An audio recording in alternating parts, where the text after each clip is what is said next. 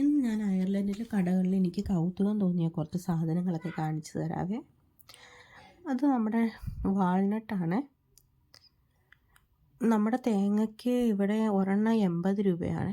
ഈ ചീസ് ഇവിടെ ഇരിക്കാൻ തുടങ്ങിയിട്ട് 2 വർഷത്തിൽ കൂടുതലായി. ഇത് ഏജ്ഡ് ചീസാണ്. ഇത് മീതെയുള്ളത് കളഞ്ഞാൽ പിന്നെ ഉള്ളിൽ നല്ല ഫ്രഷ് സാധനമായിരിക്കും. ഇത് കപ്പങ്ങ, റഷ്യൻ കപ്പങ്ങയാണെന്ന് തോന്നുന്നത്. ചെറിയ കപ്പങ്ങയാണ്, പക്ഷേ ഒരു കപ്പങ്ങയ്ക്ക് 500 രൂപയാണ് വില. നമ്മുടെ പാഷൻ ഫ്രൂട്ട് ഉണങ്ങി തുടങ്ങി, എന്നാലും നല്ല വിലയാണ് അതിന് ഇവിടെ.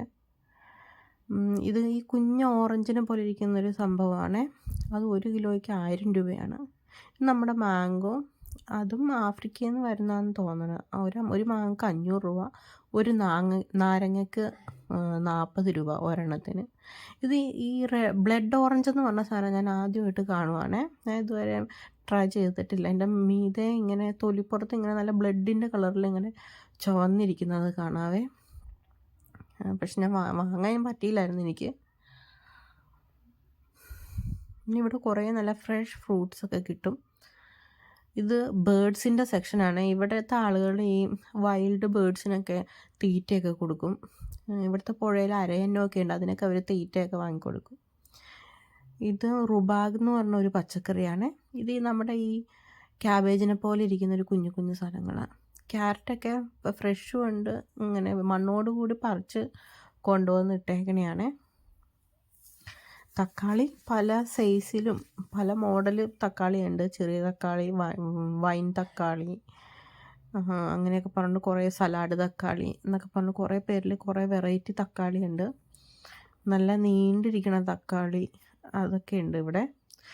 ഈ കുഞ്ഞു തക്കാളിയൊക്കെ സലാഡിലിടുന്നതാണ്, ഇവർ പച്ചക്ക് കഴിക്കുന്നതാണ്. പിന്നെ ആ കാണുന്നത് നമ്മുടെ ബീട്രൂട്ടാണ്. ഇത് വേവിച്ചിട്ട്, തൊലിയെ കളഞ്ഞ് വേവിച്ചിട്ട് ഇവരിങ്ങനെ പാക്ക് ചെയ്ത് വരുന്നതാണ്. കുറേ നാൾ കേടുകൂടാണ്ടിരിക്കും. ഞാനിതുവരെ വാങ്ങിയിട്ടില്ല ഇങ്ങനത്തെ. ഇത് നമ്മുടെ മഞ്ഞളാണ്. ഒരു ചെറിയ പാക്കറ്റിന് 500 രൂപയാണ്. ഇവിടെ ബജ്ജിമുളക് ഈ കളറിലേ കിട്ടുള്ളൂ. ഈ പച്ച കളറിലിരിക്കുന്ന വേറെ പല ടൈപ്പ് മുളകുകൾ തന്നെയാണ്. പക്ഷെ നമ്മുടെ മുളകിൻ്റെ ടേസ്റ്റൊന്നും അല്ല, ടേസ്റ്റിന് നല്ല വ്യത്യാസമുണ്ട്.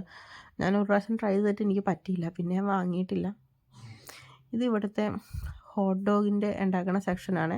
ആ ഹോട്ട് ഡോഗ് എപ്പോഴും അവിടെ ഇങ്ങനെ ഇരുന്ന് കറങ്ങിക്കൊണ്ടിരിക്കും. അതിൻ്റെ ഉള്ളിൽ ഇങ്ങനെ എന്തോ ഒരു ഗ്യാസാണെന്ന് തോന്നുന്നു. അടുപ്പിൻ്റെ സെക്ഷനാണ്.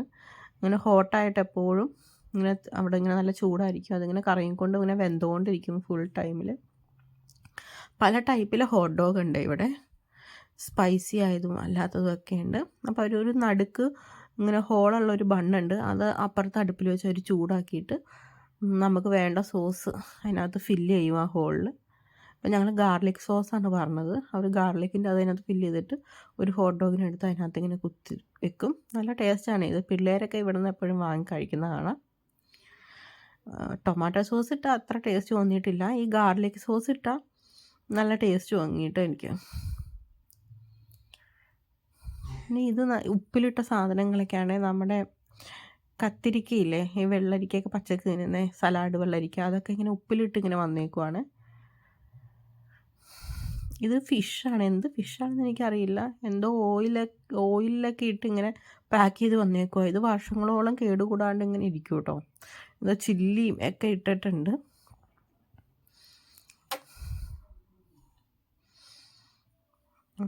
ഇത് വേറൊരു ടൈപ്പ് ഫിഷാണ്. എല്ലാം ഇങ്ങനെ എന്തോ ഓയിലിൽ ഇങ്ങനെ ഫില്ല് ചെയ്ത് കൊണ്ടുവന്നേക്കുവാണ്. അങ്ങനത്തെ കുറേ സംഭവങ്ങളുണ്ട്.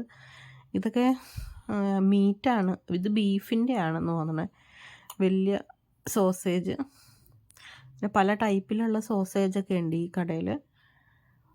ഇത് നമ്മുടെ പോർക്കാണ്. കുരുമുളകും ഉപ്പൊക്കെ പുരട്ടി വന്നേക്കുവാണ്. പച്ച മാംസമാണ്, പക്ഷേ ഇങ്ങനെ എയർ ടൈറ്റായിട്ട് ഇങ്ങനെ പാക്ക് ചെയ്ത് ഇങ്ങനെ വെച്ചേക്കുവാണ്. കുറേ മാസങ്ങളായി ഇത് പാക്ക് ചെയ്ത്, 3-4 മാസമായി പാക്ക് ചെയ്തിട്ട്. ഇപ്പോൾ ചീത്തയാണ്ട് ഇരിപ്പുണ്ട്. ഇതൊക്കെ പോർക്ക് ഉണങ്ങി ഇരിക്കുന്നതാണ്. പിന്നെ പല പല സോസേജുകളാണ്. ഇത് ഉപ്പിലിട്ടതിൻ്റെ അടുത്ത സെക്ഷൻ. നമ്മുടെ കത്തിരിക്ക തന്നെ അരിഞ്ഞു അരിയാണ്ടൊക്കെ ഉപ്പിലിട്ട് വെച്ചേക്കുക. ഇത് ചോക്ലേറ്റിൻ്റെ സെക്ഷനാണ്. ഈസ്റ്റർ പ്രമാണിച്ച് കുറേ ചോക്ലേറ്റ് പല ഷേപ്പിൽ, ആടിൻ്റെയൊക്കെ ഷേപ്പിൽ ഒക്കെ ഇറങ്ങിയിട്ടുണ്ട്. താറാവിൻ്റെ ഷേപ്പിലുള്ള ചോക്ലേറ്റാണ്. അത് കാണുമ്പോൾ ഞാൻ ആദ്യമായിട്ട് ഇങ്ങനെ കാണുന്നത്. അപ്പോൾ വളരെ കൗതുകം തോന്നിപ്പോയി. ഇത് മുയലിൻ്റെ ഷേപ്പിലുള്ള ചോക്ലേറ്റാണ്. ഇതാണ് ഏറ്റവും ഭംഗി, കോഴിയുടെ ഷേപ്പിൽ, കോഴിയും കോഴിമുട്ട. ഇത് ഉണങ്ങിയ ഡ്രൈ മാംഗോ ആണ്.